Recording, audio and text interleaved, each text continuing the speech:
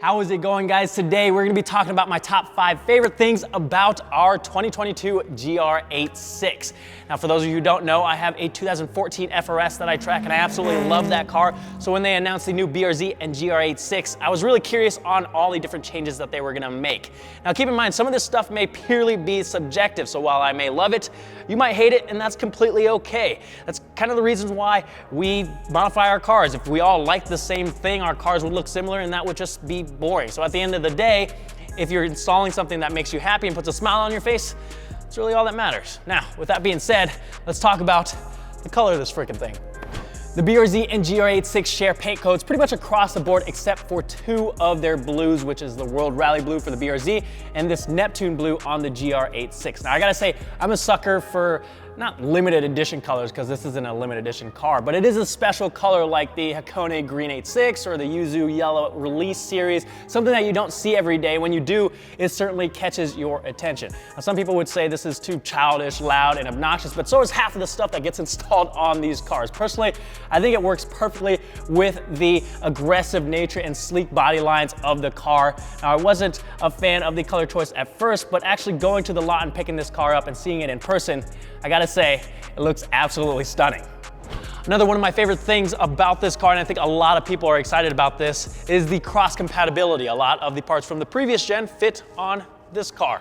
I actually made a video about this covering as many parts as I could, so if you're interested in that, you can check it out above. Now, if you have this car, you can toss on a set of wheels, suspension, brakes, exhaust, and you don't have to wait, and you mostly don't have to worry about any fitment issues. I know a lot of people buy these cars to modify them and make them their own, whether it's a modest daily driver or a full-on track car. This is a fantastic platform to do it with.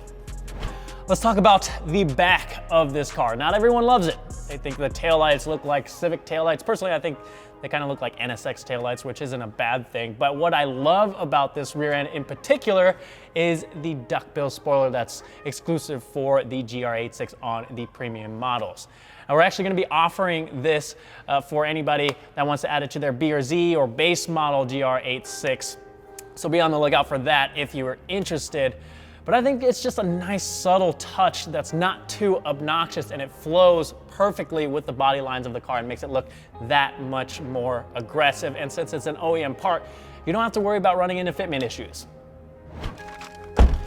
Hopping inside of the car, it feels all very familiar, but a lot has changed. One of the biggest upgrades is that digital cluster. I actually just recently swapped out the cluster in my FRS for the one with the small digital display, and I thought that was a huge upgrade, but they've taken it a step further and made the whole cluster digital. I know some people love their analog gauges, but you gotta admit that this is a pretty cool upgrade. You get that spinning GR logo with the piston animation upon startup and turning the car off. You have all the necessary gauges, your oil temp, water temp, voltage, you got a G meter, and then when you put the car into track mode, it changes that tack into a bar style tack that's super easy to see and gives me almost old school S2000 vibes. As funny as it sounds, I really enjoy the new climate controls. Keep in mind, I'm coming from the old plastic, cheap looking knobs in my FRS, so these are a huge upgrade. You've got the tactile feedback on the knobs, the LED displays themselves, and then the nice silver switches on the bottom. I am a huge fan. We're gonna also talk about the center console. A lot of people dislike the center console from the older gen because it had that awkward storage compartment in the back with the almost unusable cup holders. You either had the armrest that flipped open or the sliding one, or you didn't have one at all. On this one, you can open up the console with the press of the button, and on top it has this nice soft leather material that makes for the perfect armrest. Now, that's enough talk about the interior. Let's actually take this thing out for a drive and talk about the most important thing. My favorite thing about this car has to be the changes they made to the engine. Let's face it, the previous gen, while in stock form, handled well. The power unit was less than underwhelming, even with slight modification. When we take a look at the dyno chart from my stock FRS, you could take an hour-long nap in that hammock of a torque dip between 3,000 to 4,500 RPM, where we lose almost, well, up to 20 foot-pounds of torque. But when we dynoed this car last week, it made 215 horsepower and 170 foot-pounds of torque to the wheels. So something doesn't add up, because Subaru says that this car is supposed to make 228 horsepower and 184 foot-pounds of torque at the crank.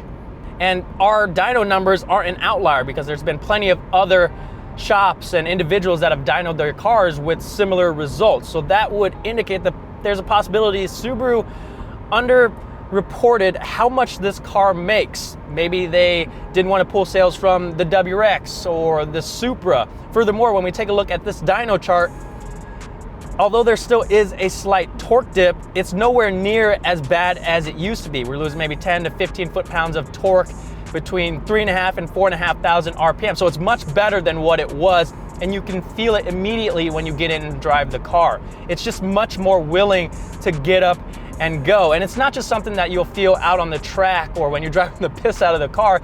You can feel it just driving around town or on the highway when you need to make a pass. You don't have to make that extra downshift because the lower RPM range is much more usable and there's more power across the board. Yet people will still complain that this car needs more power, forced induction, a turbo. Personally, for a new car around $30,000, this is a hell of a lot of car for the money, and I might even say the most car you can get in that price range. So those are my top 5 favorite things about our car, but there's a couple honorable mentions that didn't quite make the list. The first thing being the vents. Whether you have a BRZ or a GR86, it has functional vents. They're not just fake plastic covers, and although they're on the smaller side, they are gonna help with the airflow in the wheel wells. And speaking of the wheel wells, the Michelin Pilot Sport 4 tires are a huge upgrade over the Primacy HPs, and they're great dual purpose tires, so you can daily drive the car and take the car out to the track and have some fun. We should also give a shout out to the mirror covers on the GR86. Now on the BRZ, these are color matched, which some of you guys might prefer, but I really think the black mirrors on this car are a nice touch. Last up for the honorable mentions, we've got the keyless entry and push to start, things that most of us take for granted. You may notice that when you walk up to your locked car at night, the map lights fade in to welcome you. A really nice subtle touch that not everybody notices. And then when you hop in the car, you get that GR push to start button. That is a fantastic detail that makes the car enthusiast inside of you smile.